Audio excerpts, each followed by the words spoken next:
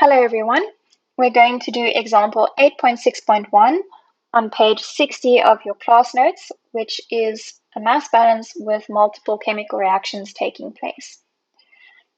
So you can see the given chemical reactions here. In the first reaction, chlorine reacts with propene to form allyl chloride and hydrochloric acid. And in the second reaction, you have the chlorine and propene reacting to form propylene chloride. And then they also give you the outlet over here. So there are quite a few questions to get through. So before we start, we'll just cover some definitions to make sure we know what each question is asking of us. So the first definition is limiting reactant. So the limiting reactant is the reactant that is present in amounts fewer than what you would need stoichiometrically.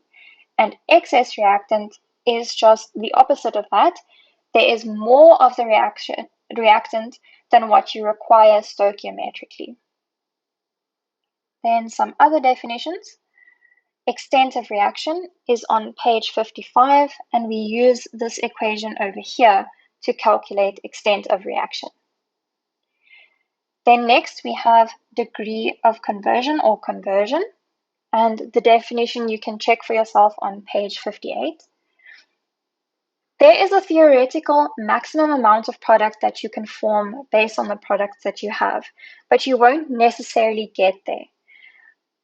What you actually form, which is usually less than the maximum, is then the conversion, and you can base it either on product or reactants. Then next we have selectivity, and that is on page 59. When you have multiple reactions, like in our case we have 2 reactions, you have products from all of the reactions. So that selectivity is then the ratio between the products of reaction 1 to the product in reaction 2. And that is then selectivity, and we usually base it on the desired product. Then the last one is yield and percentage yield. So yield is the measure of success of your reaction, so of how much of the desired product you actually formed. And now that we've covered the definitions, we can start with the problems. So question A asks how much chlorine and propene were fed to the reactor. So the first thing that you do is you draw the problem. So we know what comes out because it was given.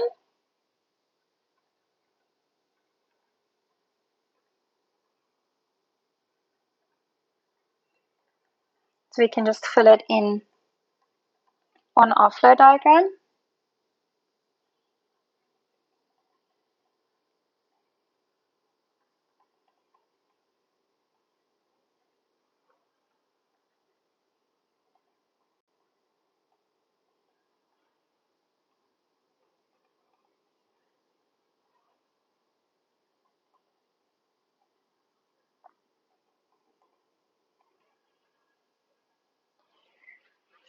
So we need to know the chlorine and the propene fed. Now we can't choose a basis because we already given a basis. So that's what we use to work backwards. Now we can choose either one of the reactants to start. I'm going to start with chlorine. Now, if you do an elemental balance, mole balance, the Cl in must equal the Cl out.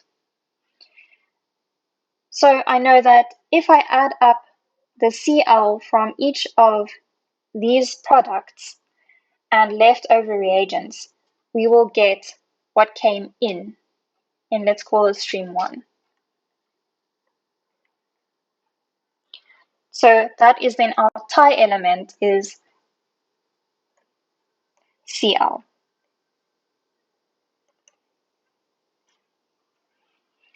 So let's start at the top. We have 141 gram moles Cl2 out. So if we look at Cl, it is twice that.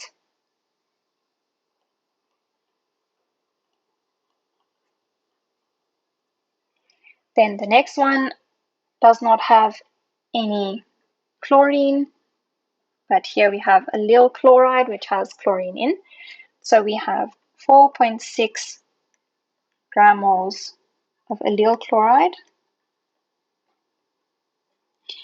And there is 1 mole of chlorine in 1 mole of allyl chloride. So if I have 4.6 gram moles of allyl chloride, I also have 4.6 gram moles Cl. Then we have 24.5 gram moles of the second product. This is now Cl2 in there. So for every 1 mole of the propylene chloride, I have 2 moles of chlorine. So I multiply that by 2, and that is then 49 gram moles Cl. Then the last one is HCl. We have 4.6 gram moles HCl, and that is a 1-to-1 ratio.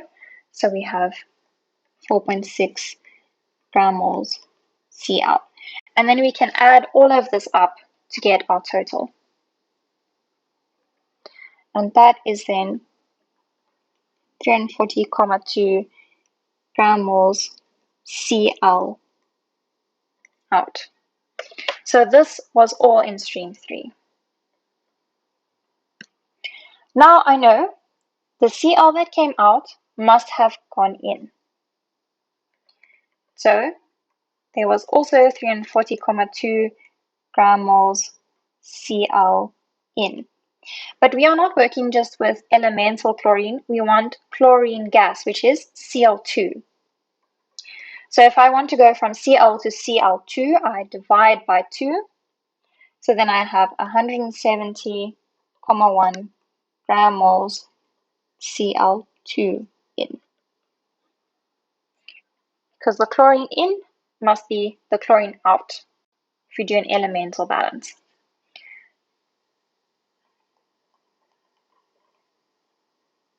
So that is our first reactant done. Now we need to do this second one, the propene. For this, again, you do an elemental balance, and you can choose either hydrogen or carbon. They will both give you the same answer if you do it correctly. The tie element that I am going to choose in this case is carbon. So for stream 2,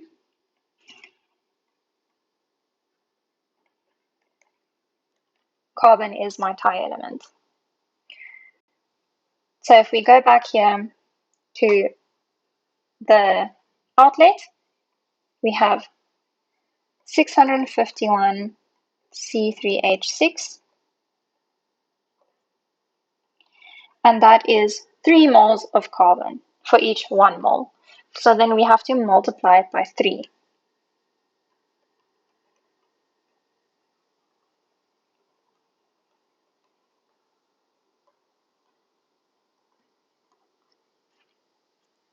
Then the next one, we had 4.6 gram moles allyl chloride, which has carbon.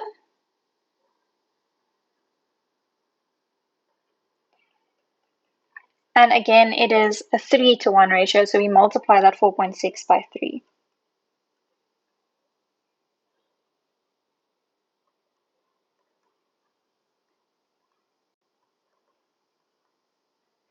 Then the next one is the propylene chloride.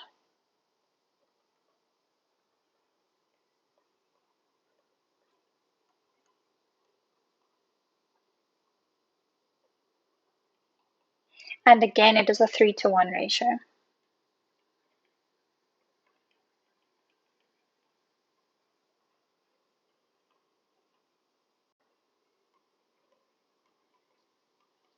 Now, those are all the outlet components that have carbon in. Hydrochloric acid doesn't have any carbon, and chlorine also does not. So it's only those three. And then again, we add them up to find the total moles of carbon.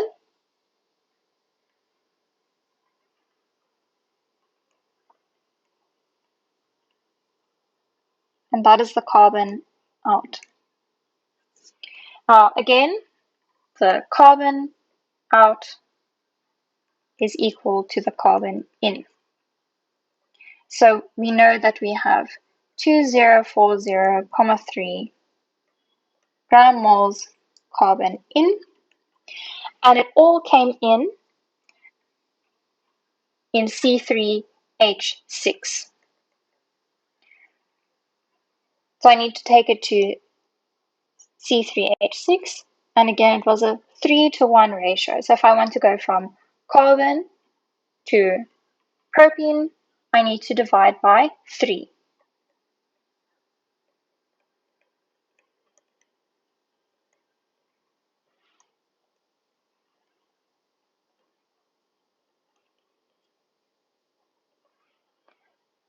And then that is 680,1.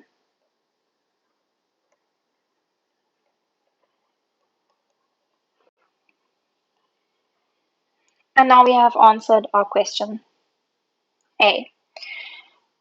Then the next question, we can also fill that in there.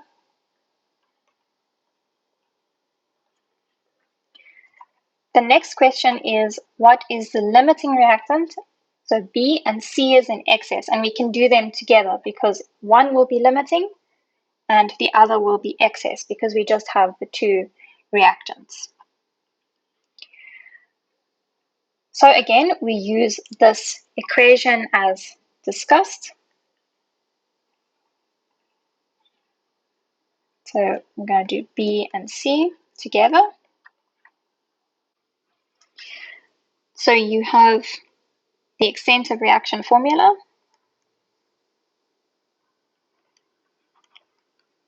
which is what we will use to calculate the excess and limiting. So you need to do it for both the chlorine and propene. So I'm going to start with chlorine. And we are working with the maximum extent of reaction, which means that all the chlorine reacted and none of it came out in the product stream. And what came in, we know we calculated as 170,1. And then we need the stoichiometric coefficient. And then just to show you, in both reactions, so we don't need to worry about which reaction we use, the chlorine and propene stoichiometric coefficients are both -1 because they are reactants. So we have -1 here, and then that is our maximum extent of reaction. Then we need to do it with the propene.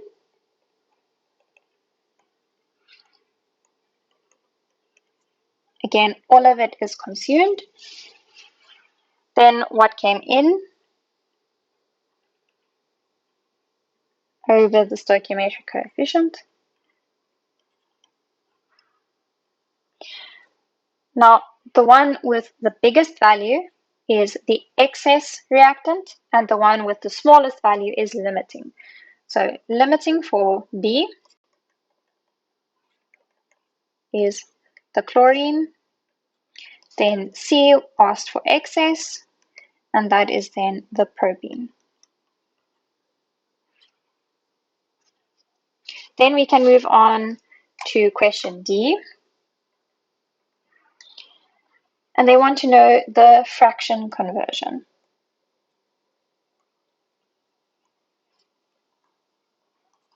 Of the propene that went to allyl chloride.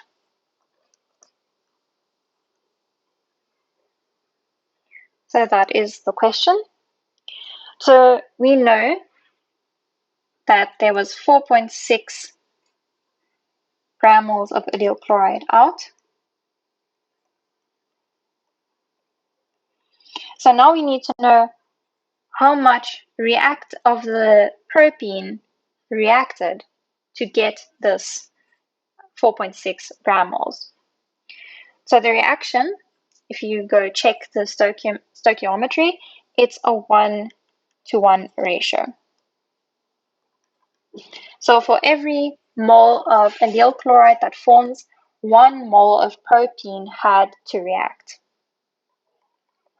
So that means 4.6 gramoles of C3H6 reacted. So that is how much actually reacted, and for fraction conversion, we need to put it over what potentially could have reacted, which is the total amount of propene that we fed.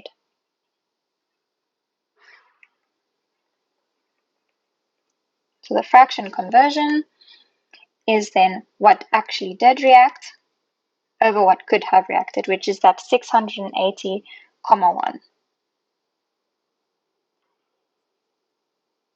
I'll just add some units.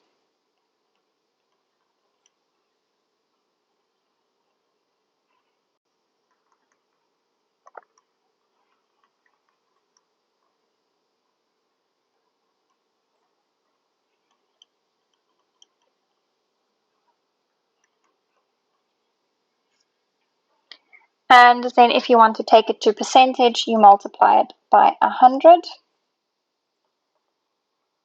And your answer will be very small. It's 0.6764%. And then that is question D. Then we can go to question E. What is the selectivity of allyl chloride to propylene chloride? So selectivity is just the ratio as we discussed earlier.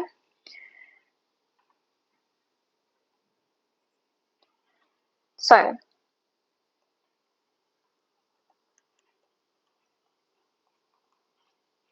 just write down what we are aiming for. We need that ratio.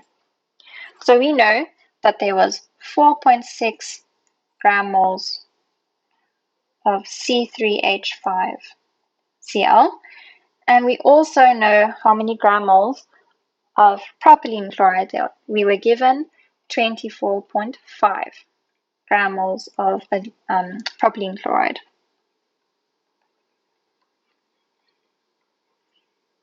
And then that is our selectivity, just the ratio between the two, and we get that as 0.19.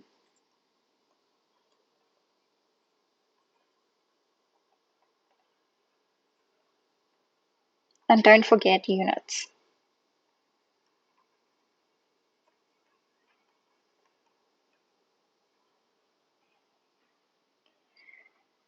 Then we can go to F, which asks for the yield of C3H5Cl. But just check in the problem, they gave a specific unit that they wanted. They want it in grams allyl chloride to grams propene fed. So take note of what the problem is actually asking. So we will need some unit conversions. So let's get the molar masses. So now we can convert these moles to grams using the molar masses to get our yield in the required units. So we had 4.6 gram moles of allyl chloride. We want to get rid of the gram moles, so we multiply by the molar mass.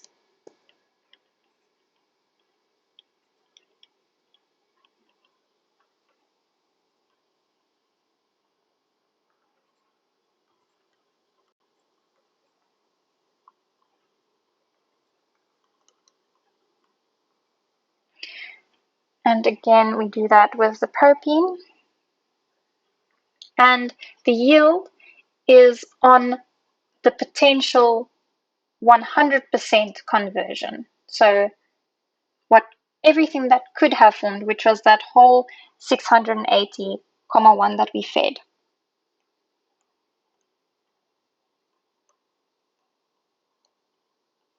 And again, we multiply it by its molar mass.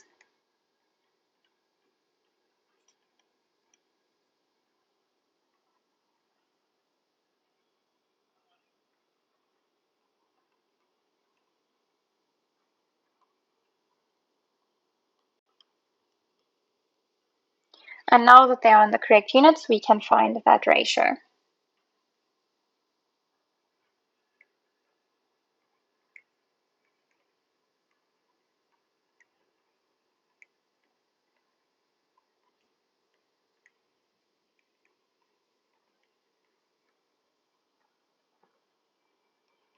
And that is then 0,012 grams allyl chloride per gram propene. Then we need to do the last question. What is the extent of reaction 1 and reaction 2? So we again use the extent of reaction equation. So the extent is what came out, and now you can choose it either the product or the reactant. I'm going to base it on allyl chloride. So what came out was 4.6. We did not feed any allyl chloride, and its stoichiometric coefficient is 1. So the extent of reaction 1 is 4.6.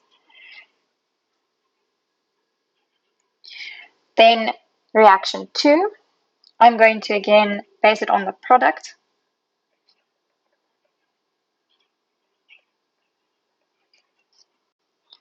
So what we got out was that 24,5.